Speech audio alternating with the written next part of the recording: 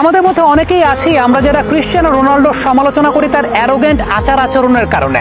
কিন্তু আপনি কি জানেন 2011 সালে যখন ইউরোপের গোল্ডেন বুট CR7 জিতেছিলেন, পরবর্তী সময় 2017 সালে সেই গোল্ডেন বুটটাকে তিনি নিলামে তুলেছিলেন এবং নিলামে তোলার মাধ্যমে 1.2 মিলিয়ন পাউন্ড আয় হয়েছিল। যেই আয়ের পুরো অর্থটা CR7 দান করেছিলেন মূলত ফিলিস্তিনের গাজায় মুসলিম শিশুদের স্কুল সংস্কারের জন্য। এই যে এই ধরনের আত্মনিবেদনের জায়গাটা, কিংবা একজন ফুটবলার তার ফুটবল খেলার বাইরেও এরকম কর্মকাণ্ড করছেন, এগুলো কিন্তু প্রত্যেকের জন্য একটা অনুকরণীয় দৃষ্টান্ত। শুধুমাত্র রক্তদানের জন্য তিনি শরীরে কোনো প্রকার ট্যাটু অঙ্কন করেন না। আমরা বিশ্বব্যাপী অনেক ফুটবলারকে দেখি যে শরীরব্যাপী ট্যাটু করছেন, এটা একটা ফ্যাশন বা আইকনিক একটা স্টাইল হিসাবে ব্যবহৃত হয়। বাট ক্রিশ্চিয়ানো রোনাল্ডো ট্যাটু ছাড়াই তিনি আইকনিক স্টার। কারণটা হচ্ছে তিনি ট্যাটু গ্রহণ করেন না, এই কারণে তিনি রক্ত দিতে পছন্দ করেন, কিংবা